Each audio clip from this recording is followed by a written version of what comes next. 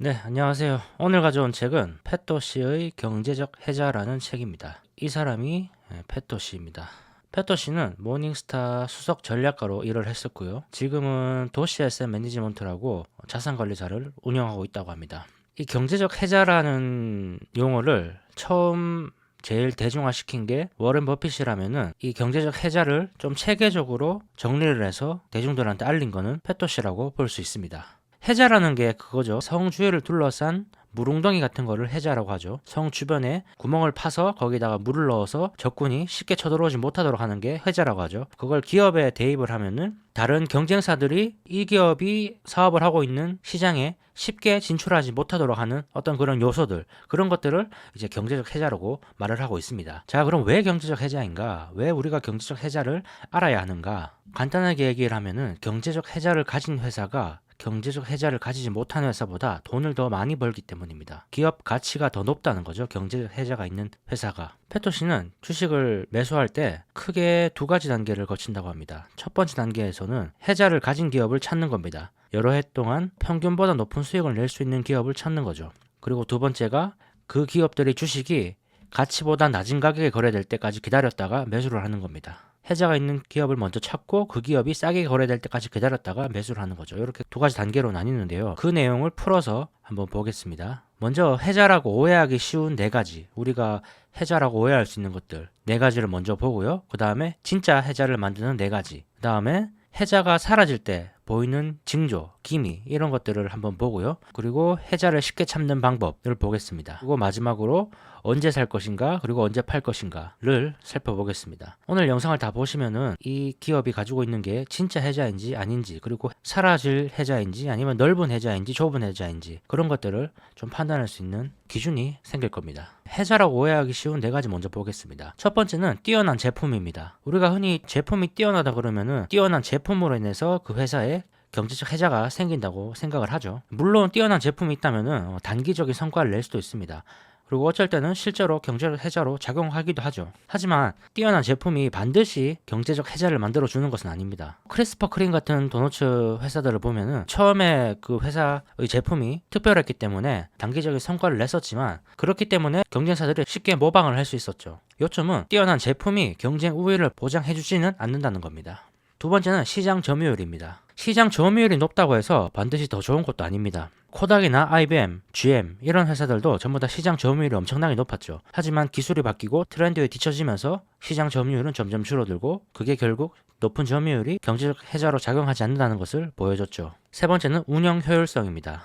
효율성이 높다는 것, 그것만으로 해자를 만들어주진 않는다는 게 또 페토 씨의 말입니다. 거꾸로 생각해보면 이렇게 생각할 수도 있죠. 다른 회사보다 낭비가 적고 비용을 절감해야지만 성공할 수 있는 산업이라면 오히려 위험할 수 있다는 거죠. 성공 방법이 효율성을 높이는 것 뿐일 수 있습니다.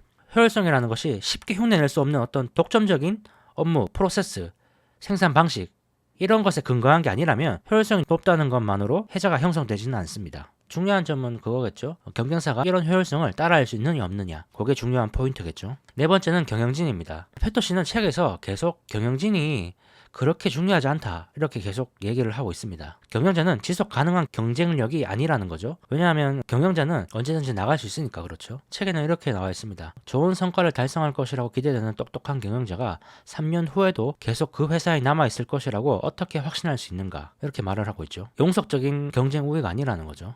언제든지 사라질 수 있죠. 언제든지 나갈 수 있는 게 바로 경영진이죠. 경영 능력보다 내재되어 있는 구조적 경쟁력이 더 중요하다는 말입니다. 쉽게 얘기하면은 카드를 칠 때 주어진 패를 어떻게 다루는가 보다 처음에 어떤 패를 들고 있는가가 훨씬 더 중요하다는 거죠. 경영 능력이라고 하면은 주어진 패 안에서 그것을 어떻게 잘 운영을 하느냐, 그게 플레이어, 경영진의 능력이 되겠죠. 근데 승패를 결정하는 결정적인 요인은 그 능력이 아니라 처음에 어떤 패를 받았느냐, 어떤 산업에 속하느냐, 그게 거의 대부분을 차지하고 경영 능력은 성공에 있어서 비중이 적다는 거죠. 훌륭한 경영진이 있고 훌륭한 산업이 있다면, 여기서 말하는 훌륭한 산업이라는 거는 해자를 쉽게 만들 수 있는 산업입니다. 뒤에도 말씀드리겠지만 어떤 산업은 어떤 산업에 비해서 해자를 쉽게 만들 수 있습니다. 예를 들어서 자산운용업은 월마트 같은 소매점보다 해자를 만들기가 쉽습니다. 능력이 좋지 않아도 그냥 태생적으로 해자를 만들기가 쉽다는 거죠. 다시 돌아가서 훌륭한 경영진을 가지고 있는 회사가 있고 훌륭한 산업을 가지고 있는, 해자를 만들기 쉬운 산업에서 영위를 하고 있는 그 두 회사가 있다면은 후자가 투자하기에 훨씬 낫다는 거죠. 물론 그게 경영진의 능력이 아주 필요 없다는 뜻은 아닙니다. 모든 조건이 똑같다면은 당연히 훌륭한 경영진이 운영을 하는 게 더 좋겠죠. 여기에 대해서 워렌 버핏도 말을 했었는데요. 이렇게 말했습니다. 걸출한 능력으로 유명한 경영자가 경제성이 나쁜 것으로 유명한 회사를 경영하면 결국 회사의 나쁜 명성만 그대로 남을 뿐이다. 산업 자체가 더 중요하다는, 더 힘이 크다는 그런 말이죠. 그런데도 불구하고 매체들을 보면은, 뉴스라든지 이런 걸 보면은 유명한 경영진들을 많이 강조를 하죠. 그 이유가 여러 가지가 있겠지만 대표적인 게 바로 우리는 예외적인 경우를 더 잘 기억하기 때문입니다. 스타벅스나 델, 컴퓨터 만드는 회사죠. 그리고 베스트바이, 이런 회사들은 태생적으로는 경제적 혜자를 만들기에 유리한 산업이 아닙니다. 그런데도 불구하고 아주 압도적으로 훌륭한 경영자가 잘 경영을 해서 기업을 성공시켰죠. 그런 예외적인 경우가 대중적으로 많이 알려져서 우리가 훌륭한 경영진이 혜자를 만드는 어떤 그런 착각을 하고 있는 것입니다. 하지만 이런 예외적인 경우는 말 그대로 예외적인 경우입니다. 가능성이 있을 뿐이지 확률이 높은 것은 아닙니다. 훌륭한 경영진이 아주 안 좋은 산업에서 혜자를 만들어내고 기업을 성공시킬 수도 있지만 그럴 확률은 낮다는 거죠. 우리는 그런 낮은 가능성을 보고 투자를 해서는 안 된다는 게 바로 패터시의 말이죠. 성공적인 투자 요소는 확률을 자신에게 유리하게 쌓아올리는 게임이죠. 이렇게 한번 생각을 해보면 됩니다. 기업이 속한 산업을 바꾸는 것과 경영진을 바꾸는 것 중 어느 것이 더 쉬운가? 이러면 답이 쉽죠. 경영진을 바꾸는 것이 훨씬 쉽습니다. 내가 지금 하고 있는 이 영역은 너무 혜자를 만들기 어려워. 그러니까 다른 사업을 해야겠어. 이렇게 하지는 못하죠. 하지만 경영진은 쉽게 바꿀 수 있습니다. 그러니까 우리는 혜자를 만들기 쉬운 산업에 집중하는 게 투자 성공 확률이 높다는 거겠죠. 자, 다음은 이제 진짜 혜자를 만들어주는 4가지입니다. 혜자를 어떻게 찾아낼 수 있을까요? 이렇게 생각을 해보면 됩니다. 무엇이 신규 진입자들이 그 회사의 영역에 발을 들이지 못하게 하는가? 이 회사의 영역에 다른 회사가 침략하지 못하는 이유가 뭔가를 생각해보면 답이 나오죠. 그게 바로 요 4가지입니다. 첫 번째는 무형자산, 전환비용, 네트워크, 원가 우위. 이 4가지가 훌륭한 것들이 바로 경제적 혜자를 가지고 있는 회사들입니다. 첫 번째부터 한번 보겠습니다. 무형자산입니다. 무형자산 안에도 여러 가지가 있습니다. 브랜드, 그리고 특허, 라이선스 같은 게 있습니다. 브랜드라고 하면은 명품을 생각하면 쉽겠죠. 근데 이 브랜드를 생각할 때 우리가 주의해야 될 게 있는데요. 우리가 잘 아는 브랜드라고 해서 그게 경제적 혜자를 만들어주지는 않습니다. 예를 들면은 코카콜라와 펩시는 브랜드 가치가 있지만 그 브랜드로 인해서 코카콜라가 펩시보다 더 비싸게 팔지는 못합니다. 조금 비싸게 팔 수는 있어도 압도적으로 더 비싸게 팔지는 못하죠. 벤츠와 BMW도 비슷합니다. 브랜드 네임, 브랜드 충성도라는 게 있긴 있지만 그 충성도가 가격 결정권으로 이어져야지 경제적 혜자를 만들어냅니다. 코카콜라가 만약에 펩시콜라보다 2배 비싸다. 그러면 안 사 먹겠죠. 가격 결정력이 있어야 된다는 게 바로 이 브랜드를 볼 때 우리가 중요하게 봐야 될 부분입니다. 그럼 어떤 게 있을까요? 이 명품 같은 게 예를 들 수 있습니다. 이건 티파니의 다이아몬드 반지입니다. 티파니의 다이아몬드 반지는 브랜드가 없는 다이아몬드 반지보다 크게는 2배 정도까지도 더 비싸기도 합니다. 그래도 사람들은 이 티파니 다이아몬드 반지를 살 겁니다. 바로 이게 브랜드로 인해서 경제적 혜자가 만들어지는 것의 대표적인 예입니다. 가격 결정력이 생겨야 합니다. 기업한테. 특허도 주의해야 될 게 있습니다. 특허는 다른 회사가 자기 제품을 못 따라하게 막아주는 방어막이 되기도 하지만은 적은 수의 특허 상품에 의존하고 있는 회사는 주의를 하는 게 좋습니다. 특허라는 거는 언젠가는 해지될 수 있습니다. 또 쉽게 소송이 들어올 수도 있죠. 그래서 하나의 특허만 가지고 있는 회사는 좀 주의를 해야 되고요. 그래서 책에서는 여러 가지 특허를 가지고 있는 회사, 그리고 특허를 지속적으로 내는 회사, 이런 회사들은 확실한 경제적 혜자가 있다고 얘기를 하고 있습니다. 예를 들어서 3M이나 머크 같은 회사. 3M은 이 특허 상품을 많이 만들죠. 그리고 이 특허 상품을 지속적으로 만듭니다. 하나의 특허의 기한이 만료된다고 하더라도 이 회사 같은 경우에는 이때까지 계속 특허를 내왔기 때문에 앞으로도 특허를 만들어낼 거라는 그런 믿음이 있기 때문에 투자를 할 수 있겠죠. 그리고 제약 쪽에서는 머크나 일라이릴리가 계속적으로 특허를 내왔기 때문에 또 우리가 믿고 투자를 할 수 있습니다. 그리고 세 번째 무형자산은 라이선스입니다. 라이선스는 특허와는 조금 다르죠. 허가증 같은 게 라이선스라고 할 수 있겠죠. 법적인 라이선스. 라이선스도 특허나 브랜드처럼 우리가 또 중요하게 눈여겨봐야 될 부분이 있습니다. 무조건 라이선스가 있다고 해서 좋은 건 아닙니다. 대표적으로 전력회사와 제약회사를 차이를 보면 쉽습니다. 전력회사, 제약회사 둘 다 라이선스가 필요하죠. 라이선스가 필요한데 전력회사 같은 경우에는 라이선스가 필요하지만은 그게 가격 결정권을 주진 않습니다. 전기 가격은 쉽게 올리지 못하죠. 마음대로 올리지 못하죠. 그러니까 라이선스가 있다고 해서 무조건 좋은 건 아닙니다. 전력회사 같은 경우에는 라이선스가 있다고 해도 이게 경제적 혜자를 만들어주진 않는다는 거죠. 반면에 제약회사 같은 경우에는 정부가 약가에 간섭을 하질 않죠. 같은 라이선스 사업이지만 전력회사와 제약회사 중에는 제약회사가 훨씬 더 좋다는 거죠. 그리고 제약회사와 비슷한 게 채권평가를 하는 회사죠. 무티스 같은 기업. 그리고 또 쓰레기 처리 업체, 쓰레기 폐기물 업체 이런 회사들도 라이선스가 필요한 사업이죠. 근데 쓰레기 업체 같은 경우에는 또 경제적 해자를 만들어주는 또 다른 요인이 지역마다 그 활동 지역마다 허가를 따로 받아야 되기 때문에 여러 가지의 작은 라이센스를 가지고 있는 경우가 많습니다. 이런 경우는 더 좋습니다. 하나의 라이센스 가지고 있는 것보다 작지만 여러 가지의 라이센스를 가지고 있는 게 더 좋다는 거죠. 제약회사, 채권평가회사, 그리고 쓰레기 처리 업체 이런 게 대표적인 라이센스로 인해 해자를 만드는 기업이라고 할 수 있겠습니다. 두 번째는 바로 전환 비용입니다. 전환 비용이라는 거는 고객이 이쪽 회사에서 다른 회사로 옮겨갈 때 드는 비용이 전환 비용이죠. 전환 비용이 제대로 작동을 하려면은 A 회사에서 B 회사로 옮기는데 드는 비용이 바꾸었을 때 얻는 이익보다 더 작을 때 전환 비용이 발생합니다. 예를 들어서 통신회사를 한번 보죠. 제가 만약에 집에 KT 인터넷을 쓰고 있는데 약정이 다 돼서 이제 SKT로 옮기려고 한다고 가정을 한번 해볼게요. SKT와 KT 간에 속도나 이런 것은 차이가 없죠. 프로모션, 사은품 이런 게 차이가 있을 텐데 사은품을 받아서 얼마의 이득이 있을까요? 예를 들어서 5만원, 10만원의 이득이 있다고 해보죠. 근데 만약에 옮기는데 드는 비용, 새로 사람이 와서 모뎀을 설치하고 가져가고 전화를 해서 바꾸고 신청을 하고 이런 데 드는 시간적인 비용, 이게 더 크다고 생각을 하면은 옮기지 않겠죠. 바로 이게 전환 비용입니다. 옮기는데 드는 비용이 옮겼을 때 얻는 이익보다 더 크다면은 굳이 안 옮기겠죠. 이런 전환 비용은 여러 가지 사업에서 발생을 하는데요. 제트 엔진 같은 거 만드는 회사. 이 제트 엔진 같은 거는 사고가 한번 나버리면은 엄청나게 큰 사고가 일어나죠. 그래서 이 비행기를 만드는 회사들은 제트 엔진을 납품하는 업체를 잘 바꾸지 않습니다. 예전부터 계속 문제가 없이 잘 납품해왔던 퀄리티가 좋았던 사고가 없었던 그런 회사들한테 계속 납품을 받는 거죠. 이런 상황에서 어떤 회사가 다른 회사가 조금 더 싼 엔진을 가지고 와서 보여줍니다. 그렇다고 해서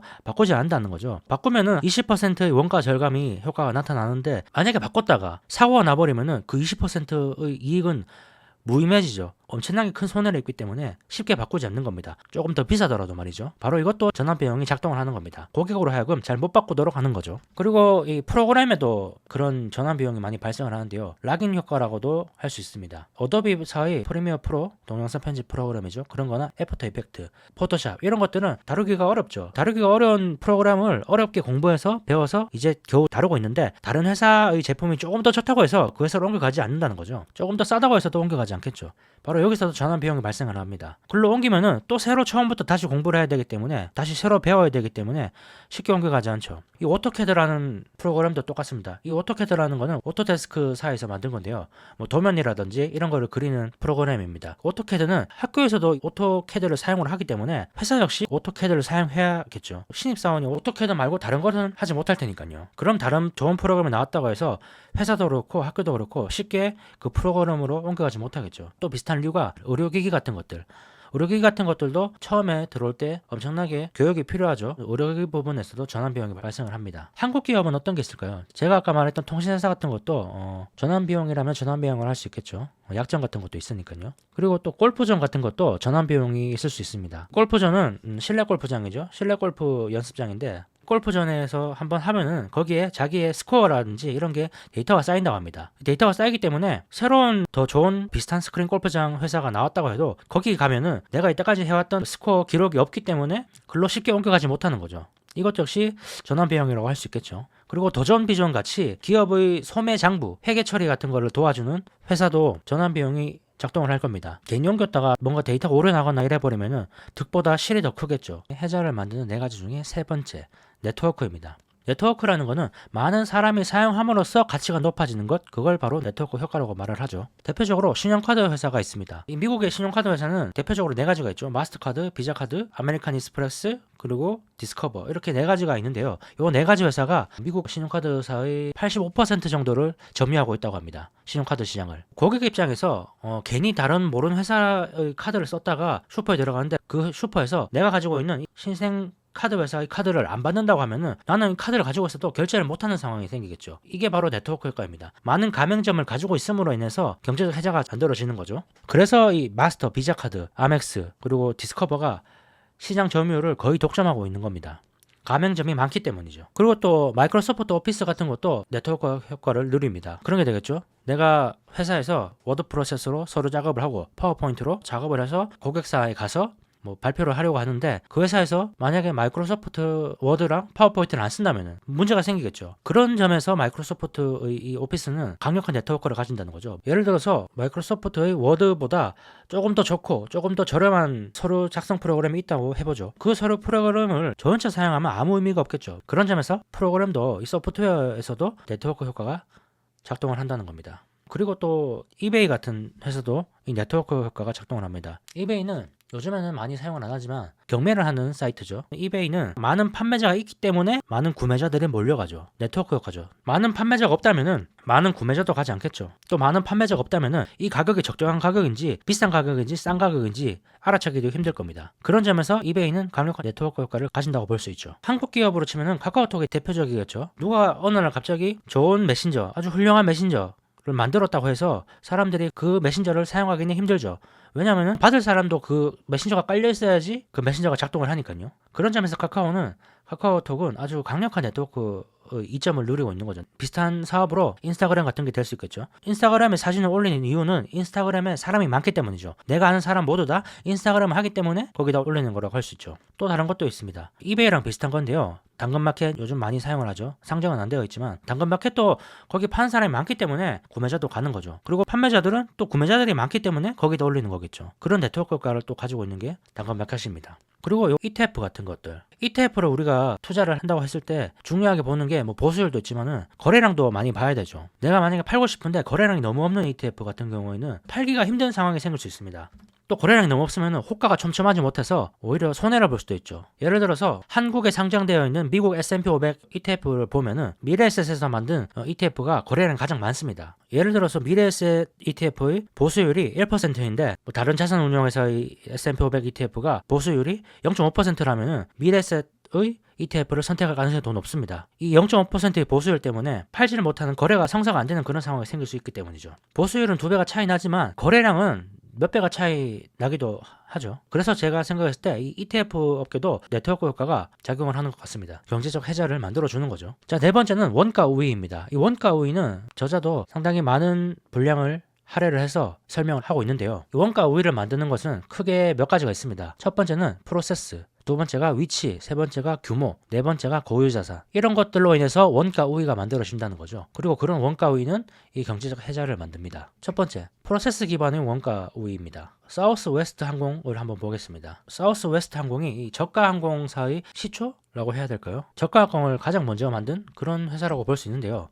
사우스웨스트 항공이 어떤 전략을 취했는지, 사우스웨스트 항공은 한 종류의 제트기, 그러니까 비행기를 같은 기종만 운영을 해서 유지 관리 비용을 줄였습니다.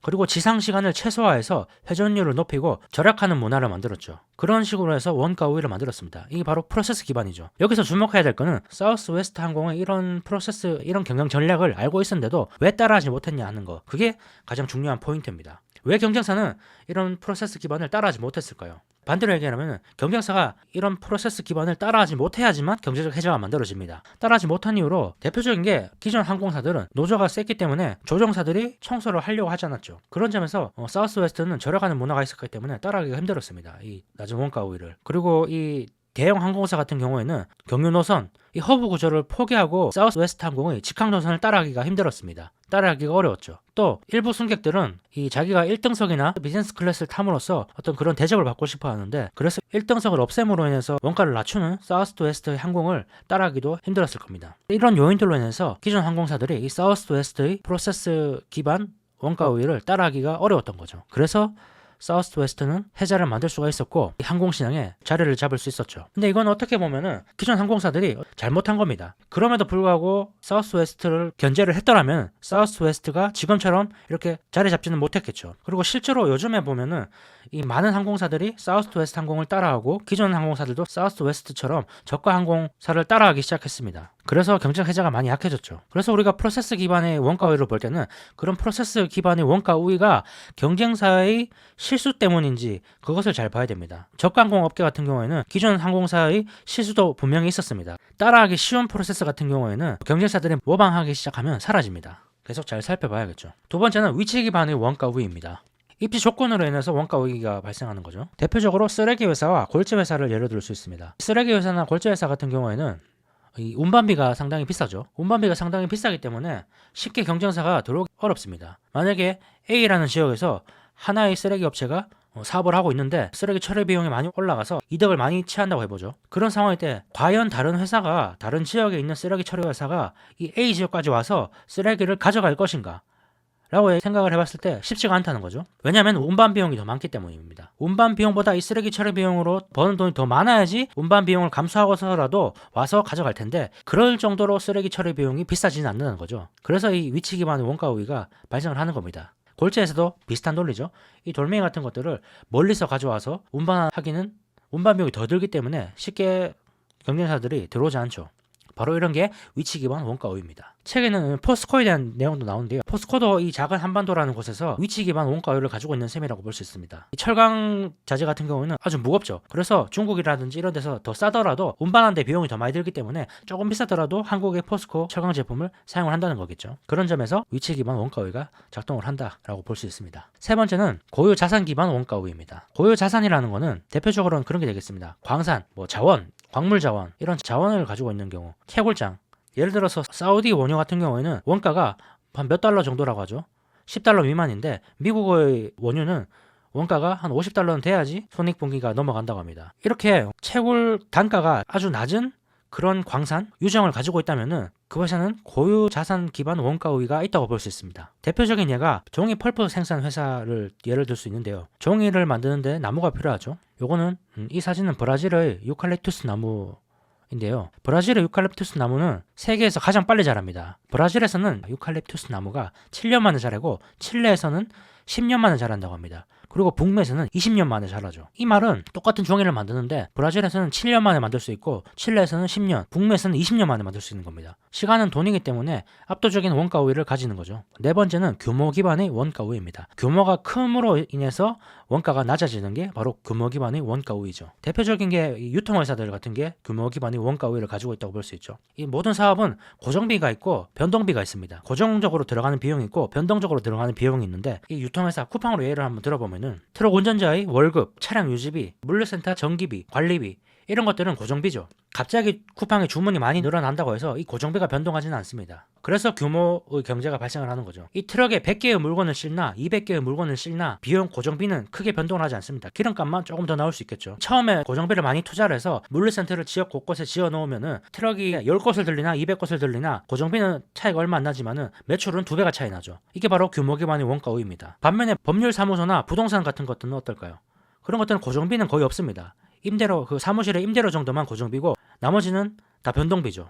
1000명의 법률가를 고용하고 있는 법률사무소는 10명의 법률가를 고용하고 있는 법률사무소보다 원가 우위가 있지 않습니다. 변동비가 높기 때문이죠. 그래서 이 규모의 경제는 대규모 유통망을 가지고 있는 유통회사가 많이 누리죠. 이거는 따라하기도 어렵고 매우 넓은 경제적 해자의 원천인 경우가 많습니다. 한국의 쿠팡도 그렇지만 미국의 코카콜라, 펩시, 디아주, 이런 유통회사들, 유통망을 가지고 있는 회사들, 이런 회사들이 규모 기반의 원가 우위를 가지는 경우가 많습니다. 이 고정비가 크다는 것, 그걸 다른 관점에서 한번 볼까요? 고정비를 더 많은 생산량으로 분산시키는 게 바로 규모의 경제라고 얘기를 들었죠. 그런 관점에서 보면은 이 넷플릭스라든지 이런 OTT 회사도 규모의 경제를 누린다고 볼 수 있습니다. 넷플릭스는 구독자가 100명이 늘든지 200명이 늘든지 매년 정해져 있는 콘텐츠를 제작을 하죠. 콘텐츠 제작비는 고정비입니다. 구독자가 100만 명, 200만 명, 1000만 명 늘어난다고 해서 이 고정비가 변동하지는 않죠. 그렇기 때문에 이익 폭이 확 늘어나는 거죠. 이것도 역시 규모에 기반한 원가 우위라고 볼 수 있습니다. 예를 들어서 구독자가 작은 OTT 회사 같은 경우에는 콘텐츠를 10개 만들려고 하면은 그 10개를 만드는 비용을 작은 구독자한테 뽑아내야 되겠죠. 근데 그에 비해서 넷플릭스는 구독자가 많기 때문에 원가가 낮아지는 거죠. 그래서 넷플릭스도 역시 규모에 기반한 원가 우위가 작동을 한다고 볼 수 있습니다. 또 이런 것도 있습니다. 작은 도시에서 케이블 TV 사업을 하는 회사, 또는 작은 도시에서 비행장을 하는 회사, 이런 회사 같은 경우에도 규모에 기반한 원가 우위가 발생을 합니다. 어떤 작은 도시가 있는데 거기에 비행장이 한 개가 있습니다. 그 회사가 아무리 이익을 많이 취한다고 해서 다른 회사가 들어와서 거기에 비행장을 건설하기는 어려울 겁니다. 왜냐하면 도시가 작기 때문에 비행장이 2대가 있어봤자 작은 도시에서 발생하는 이익을 나눌 수밖에 없기 때문이죠. 이런 거는 규모가 작아서 발생하는 원가 우위라고 볼 수 있습니다. 책에는 이렇게 나와 있습니다. 작은 연못에서 큰 물고기가 되는 것이 큰 연못에서 작은 물고기가 되는 것보다 낫다. 물고기의 절대적인 크기가 아니라 물고기와 연못의 크기의 비율에 초점을 맞춰라. 자, 이렇게 해자를 만든 4가지를 봤습니다. 첫 번째 무형자산을 봤고요. 그리고 전환비용, 네트워크, 원가 우위를 이렇게 봤습니다. 자, 다음은 해자를 망가뜨리는 요인, 해자가 망가질 때 나오는 조짐, 이런 것들을 한번 보겠습니다. 먼저 해자를 망가뜨리는 요인은 크게 두 가지를 책에서는 얘기를 하고 있습니다. 첫 번째는 기술입니다. 기술 발전. 대표적인 게 코닥 같은 그게 되겠죠. 코닥은 필름 카메라 시장에서 아주 압도적인 1위였지만 디지털 카메라로 기술이 혁신하면서, 기술이 변하면서 해자를 잃어버렸죠. 해자가 망가져버린 겁니다. 시어스 같은 회사는 산업 구조가 변하면서 해자가 망가진 경우라고 볼 수 있습니다. 이 시어스 같은 경우에는 한때 최고의 미국 소매점 업체였는데 미국 사람들의 소비 패턴이 이 고가품과 저가품의 양극단으로 나눠지면서 고가품은 그 백화점으로 가고 저가품은 이 월마트라든지 타겟 같은 이 소매점으로 나눠지면서 시어스가 경쟁력을 잃었습니다. 이 산업 구조가 변하면서 경쟁력을 잃은 경우라고 볼 수 있죠. 그리고 또 중국의 부상도 산업 구조에 많은 변화를 가져왔죠. 중국에서 아주 저가 제품을 많이 만들기 시작하면서 미국의 많은 제조업들이 경쟁력을 영구적으로 잃었습니다. 이것도 역시 산업 구조의 변화로 인해서 해자가 망가진 경우라고 볼 수 있습니다. 그리고 이런 변화가 나타날 때 한 가지 보이는 특징이 있는데요. 바로 가격입니다.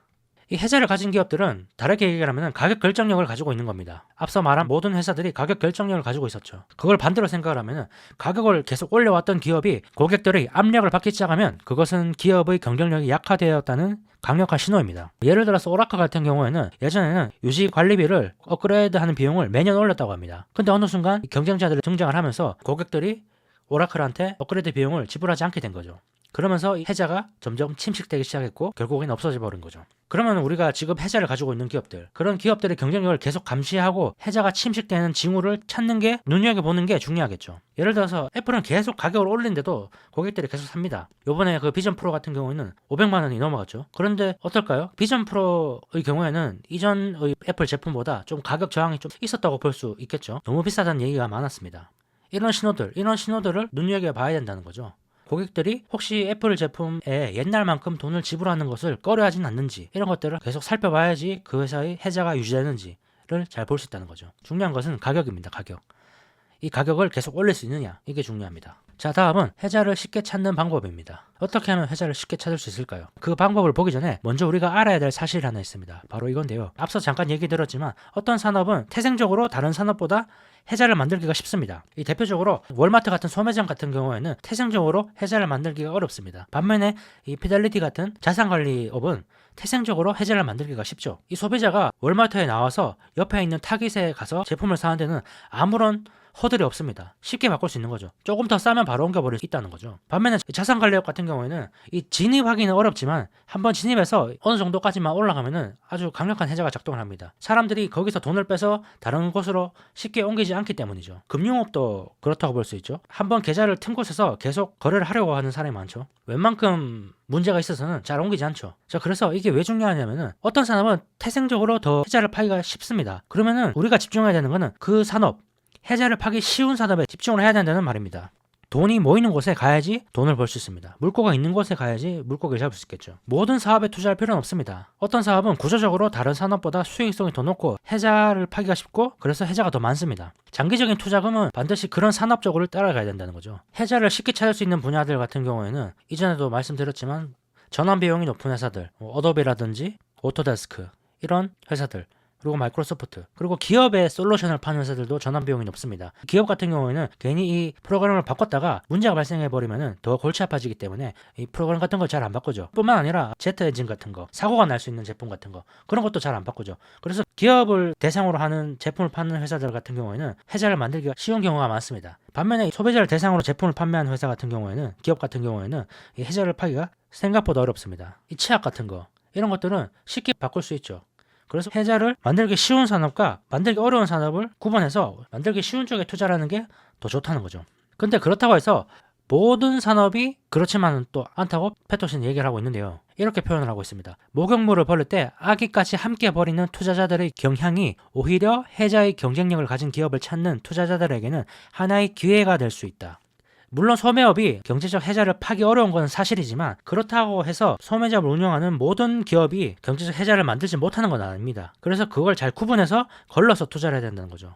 만약 사람들이 이 소매점이라고 해서 이 산업에는 경제적 해자를 가진 기업이 없을 거야 그러고 다 팔아버릴 때 가치 가격은 떨어지지만 경제적 해자를 가지고 있는 그런 탄탄한 기업이 있을 수도 있으니까 그런 기업을 잘 찾아서 투자를 하면 오히려 더 이득이 될 수도 있다는, 그게 더 기회가 될 수도 있다는 말이 되겠습니다. 이런 것들을 잘 걸러낼 필요가 있다는 게 또 패토시의 말이 되겠습니다. 자, 그리고 다음은 이제 언제 살 것인가, 사고 파는 거에 대한 내용입니다. 이 언제 살 것인가는 항상 어렵죠. 가치와 가격 두 개 다 평가를 해야 되기 때문에 상당히 어려운데요. 그럼에도 불구하고 한 가지 좋은 소식이 있습니다. 한 가지 다행인 부분이 있다는 거죠. 바로 이건데요. 주식을 매입하기 전에 기업의 정확한 가치를 알 필요는 없다. 우리가 알아야 할 것은 단지 현재 가치가 미래 가치보다 높은지 낮은지 뿐이다.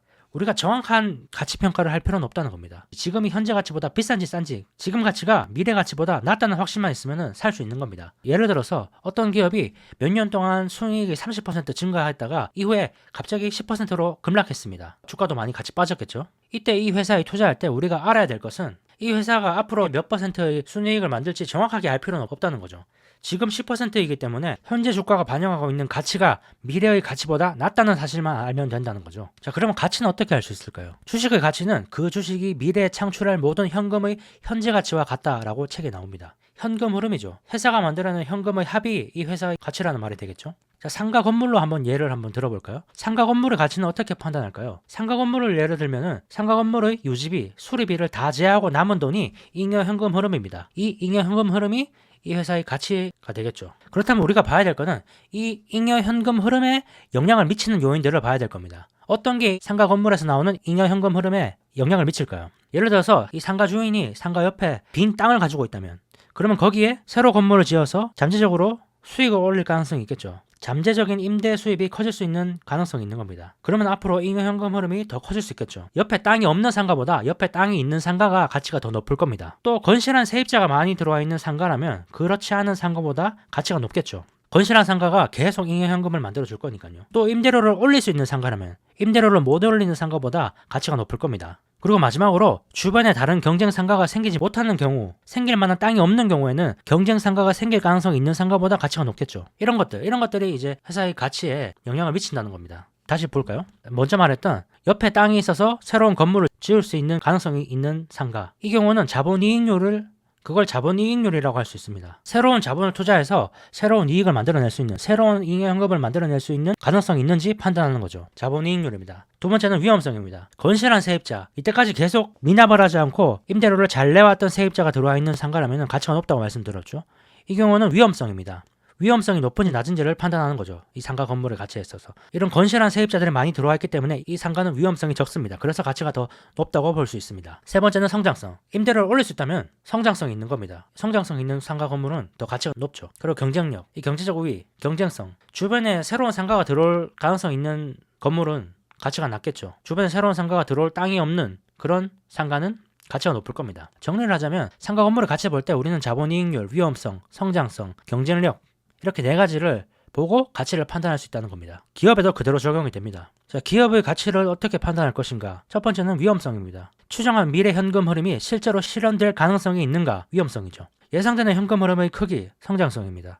사업을 유지하기 위해 필요한 투자의 규모, 자본이익률, 그리고 잉여이익을 창출할 수 있는 기간, 경제적 해자. 이 네 가지를 봐야지 우리는 기업의 가치를 평가할 수 있습니다. 자, 다음은 이제 가격을 봐야겠죠. 가치를 봤으니까. 어떤 가격에 투자를 하는 게 좋은가라는 게 되겠죠. 가격을 평가할 때는 주로 세 가지가 사용이 됩니다. 주가 배수, 그리고 수익, 내재 가치. 이렇게 세 가지를 기준으로 가격을 평가하는데요. 이 내재 가치는 아주 전문적인 분야라서 이 책에서는 다루질 않습니다. 주목해야 될 거는 주가 배수와 수익이죠. 수익은 투자 수익이라고 볼 수 있고, 주가 배수는 투기 수익이라고 이렇게 분류를 하고 있습니다. 수익은 한마디로 말하면 실제로 이 회사가 벌어들이는 이익입니다. 그 이익을 기준으로 가격을 평가하는 거죠. 예를 들면 이 회사가 배당을 늘렸다. 그러면 수익이 늘어난 겁니다. 투자자 입장에서. 그리고 이 회사가 이익이 늘었다. 매출이 늘었다. 그것도 수익이죠. 투자 수익입니다. 이것은 실제로 벌어지는 거죠. 실제로 바뀌는 겁니다. 실제로 회사가 성장을 해서 수익이 발생하는 것. 그게 바로 투자 수익입니다. 주가 배수, 투기 수익은 우리가 흔히 말하는 PER 같은 겁니다. 멀티플이죠. PER. PER 같은 경우에는 우리가 이 회사의 가치를 얼마나 쳐줄까에 대한 문제죠. 이 회사가 실제로 벌어들이는 이익, 실제로 벌어들이는 매출, 배당은 변하지 않았지만 PER을 더 잘 받으면서 주가가 올라갈 수 있습니다. 그게 바로 투기 수익이라는 겁니다. 그래서 이 기업의 주가를 결정하는 데는 이 두 가지가 작용을 하는데요. 페토시가 말하고자 하는 것은 우리는 이 투자 수익에 집중을 해야 된다는 겁니다. 그래야지 더 안정적으로 투자를 할 수 있다는 게 이 페토시의 말인데요. 이렇게 얘기를 하고 있습니다. 당신의 투자를 해자가 있는 기업으로 집중한다면 부정적인 투기 수익의 위험성을 최소화할 수 있다. 투기 수익은 앞으로 5년이나 10년 뒤에 어떻게 될지 아무도 모른다. 하지만 투자 수익은 합리적인 추측을 할 수 있다. 이 멀티플이라는 것은 어떻게 바뀔지 모른다는 거죠. 이 멀티플이라는 것은 기본적으로 사람들의 심리가 작용하는 분야이기 때문에 사람들의 심리가 아주 낙관적이라면은 배수를 높게 줘서 주가가 비싸질 것이고, 심리가 안 좋으면은 멀티플 배수가 낮아져서 주가가 낮아지겠죠. 이런 것들은 예측하기 어렵다는 겁니다. 그래서 비교적 합리적으로 예측할 수 있는 게 실제로 이 회사가 얼마를 벌어들일지, 이거는 비교적 쉽게 예측을 할 수 있다는 거죠. 그래서 우리는 투자 수익에 집중을 해야 된다는 게 바로 패터시의 말이 되겠습니다. 예를 들어서 마이크로소프트는 2007년 기준 지난 10년 동안 주당 순이익을 연평균 16%나 증가시켰습니다. 따라서 ROI가 16%라고 볼 수 있는데요. 하지만 주식 가격은 연평균 7%밖에 오르지 않았습니다. 바로 이 PER 매수 때문이죠. 투기 수익이 부정적인 영향을 미친 겁니다. 실제로 2007년 기준 10년 전에 마이크로소프트의 PER은 50이었지만 2007년에는 20에 불과합니다. 그래서 주당 순이익은 16% 올랐지만 주식은 7%밖에 오르지 못한 거죠. 이런 것은 예측하기가 어렵다는 거죠. 그래도 PER을 아주 안 볼 수는 없겠죠. 이 PER은 가장 대중적으로 널리 사용되는 방법이기 때문에 이 책에도 설명을 하고 있습니다. 이 PER을 사용하는 가장 흔한 방법은 경쟁사 혹은 업계 평균 그리고 전체 시장 등과 비교를 하는 거죠. PER이라는 것은 절대적인 기준이 될 수가 없습니다. 항상 상대적으로 평가를 해봐야 된다는 거죠. 다른 기업보다 낮은 PER로 거래되고 있는 기업은 구입할 가치가 있는 주식일 수도 있고, 전망이 좋지 않아서 PER이 떨어진 걸 수도 있습니다. PER이 낮다고 해서 무조건 싸게 거래되고 있다는 것도 아니라는 거죠. 실제로 안 좋아서 PER이 낮아진 거일 수도 있다는 말이 되겠죠. 또 반대로 어떤 기업이 속한 시장의 평균 PER이 18인데 그 기업은 PER이 20이라면 비싸 보입니다. 하지만 이럴 경우 실제로 비싼 거일 수도 있고, 이 회사가 넓은 혜자를 가지고 있어서 적정한 걸 수도 있습니다. 자본이익률이 40%이고 성장 전망이 좋다면 전혀 비싸지 않은 게 되겠죠. 이렇게 상대적이라는 거죠. 한 회사의 현재와 과거 PER을 비교할 때도 생각을 해봐야 됩니다. 어떤 회사가 10년 평균보다 낮은 PER로 거래되고 있다면 실제로 싸게 거래된 걸 수도 있습니다. 하지만 실제로 뭔가 바뀐 것일 수도 있죠. 전망, 자본이익률, 경쟁력이 과거와 같아야지만 그 PER이 떨어진 게 의미가 있는 겁니다. 그런 것들이 하나라도 바뀌었다면 이 PER은 의미가 없어지죠. 요컨대 과거의 성과가 미래의 성과를 보장하지 않을 수 있다는 겁니다. PER을 볼 때는 항상 상대적으로 주의해서 봐야 된다는 말이 되겠습니다. 정리를 하면 이렇게 되겠죠. 언제 살 것인가? 그 회사의 가치보다 가격이 낮을 때 사야 됩니다. 낮을 때 사야 되는데 그 가치는 어떻게 판단할 것인가? 자본이익률, 위험성, 성장성, 경쟁성, 경쟁력, 이 네 가지를 기준으로 가치가 어떤지 판단할 수 있습니다. 그리고 가격은 이런 것들, 실제로 회사가 벌어들이는 이익, 그리고 투기 수익, PER 이런 것들로 보고 가격을 판단해야 됩니다. 그런 것들을 봤을 때 가격이 싸다면은 매수를 할 수 있겠죠. 이 영상 처음에 말씀드렸던 이 모닝스타 패터시의 투자 2단계를 다 말씀을 드렸습니다. 경제적 해자가 있는 기업을 찾고, 그리고 그 회사가 싸질 때 매수를 한다. 이게 1단계, 2단계였죠. 그리고 한 가지가 더 있습니다. 사실 언제 팔 것인가도 중요하죠. 언젠가는 주식을 팔아야겠죠. 자, 언제 팔 것인가에 대해서도 한번 보겠습니다. 책에는 아주 명료하게 4가지 기준을 제시하고 있습니다. 첫 번째는 실수를 했는가입니다. 내가 첫 번째 가정한 가정이 틀렸을 때죠. 이 회사가 이런 이유 때문에 해자가 있다고 판단했는데 실제로는 내가 판단한 게 틀려서 해자가 없는 걸로 결론이 났을 때, 밝혀졌을 때, 그럴 때는 회사를 팔아야 된다는 거죠. 실수가 무엇이든 간에 투자 근거가 더 이상 타당하지 않다면은 주식에 매달리지 말고 팔아야 됩니다. 근데 그게 쉽지가 않죠. 힘들기 때문에 패터신 한 가지 방법을 제시하고 있습니다. 주식을 살 때 이유를 적는 겁니다. 주식을 살 때마다 그 주식을 산 이유와 그 회사의 재정 성과 이런 것들을 적고, 그게 틀렸을 때는 회사를 팔아야 된다는 거죠. 이유를 적는 게 한 가지 팁이라고 볼 수 있겠죠.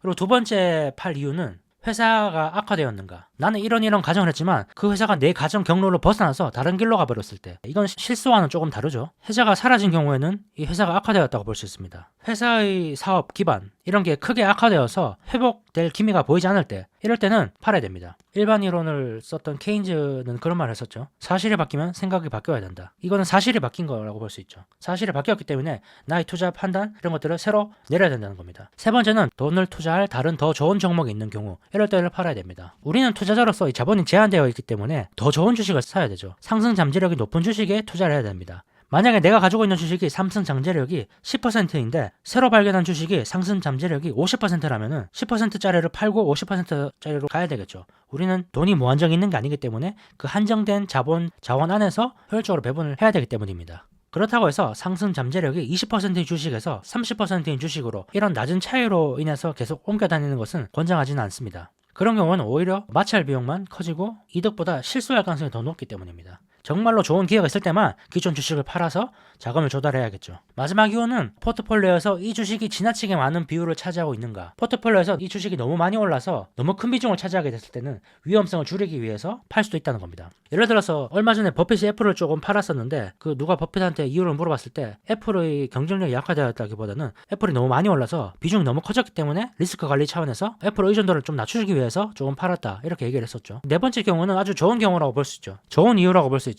주식이 많이 올랐기 때문이죠. 근데 이 네 번째 경우는 이 좋은 경우이기 때문에 무조건 팔아야 된다는 것은 또 아닙니다. 이 한 주식 때문에 포트폴리오 전체 수익률이 왔다 갔다 거리는 것, 이게 싫은 사람은 그 주식을 팔아서 조금 의존도를 줄여야겠지만 또 어떤 사람은 그렇게 왔다 갔다 거리는 걸 싫어하지 않을 수도 있습니다. 또 말이 오른 주식이 더 많이 오르는 경우도 있기 때문에, 경향도 있기 때문에 위험 수용도가 좀 낮은 사람들은 팔 수도 있고 위험 수용도가 높은 사람은 안 팔 수도 있습니다. 개인에 따라 다르다는 거죠. 자, 이렇게 네 가지를 봤는데요. 모든 이유는 가치에 근거를 둡니다. 회사의 가치가 하락하지 않았다면 단지 주가가 떨어졌다고 해서 매도하는 것은 이치에 맞지 않다는 거죠. 또 반대로 너무 많이 올랐다고 해서 파는 것도 이치에 맞지 않다는 거죠. 포트폴리오 조정 차원에서 조금 팔 수는 있지만 기본적으로는 가치에 근거를 둬야 된다라는 게 패토시의 말입니다. 네, 이 책의 내용이고요. 자, 이렇게 책의 내용을 다 한번 살펴봤습니다. 간단하게 정리해보면 우리는 해자가 있는 기업에 집중을 해야 된다. 이유는 해자가 있는 기업이 더 많은 돈을 벌고 더 많은 투자 수익을 우리에게 안겨주기 때문이다. 그리고 그 해자를 만드는 것은 무형자산, 전환비용, 네트워크, 원가 우위다. 한마디로 우리는 해자가 있는 기업에 집중을 해야 되고 그 이유는 마치 몇 년 후에 망가질 자동차를 사는 것보다 10년 이상을 사용할 수 있는 자동차를 사는 것과 이유가 같다는 거죠. 해자가 금방 사라질 기업 같은 경우에는 몇 년 후에 망가질 자동차랑 똑같고 해자가 오랫동안 지속될 회사 같은 경우에는 10년 이상 사용할 수 있는 자동차와 같다는 거죠.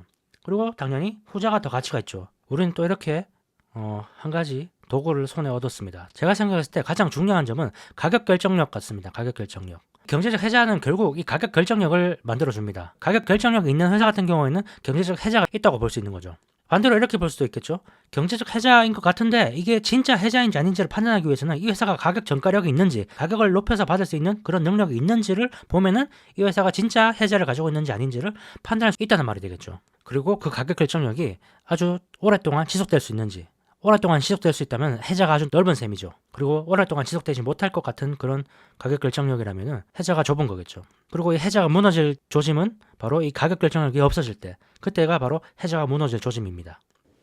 네, 이렇게 오늘 책을 다 읽어봤고요. 경제적 해자, 워렌 버핏이 경제적 해자를 말하고 나서 쉽게 많이 얘기를 했었는데요. 구체적으로 어떤 게 경제적 해자인지, 어떤 게 경제적 해자를 만드는지 그런 것들을 알아볼 수 있어서 아주 유용한 책이었습니다. 한 번쯤 읽어보시면 좋을 것 같습니다. 네, 그러면 오늘 영상은 여기서 마치겠습니다. 영상이 도움이 되셨다면 구독과 좋아요 한번 부탁드리고요. 저는 또 다음 영상에서 오겠습니다. 감사합니다.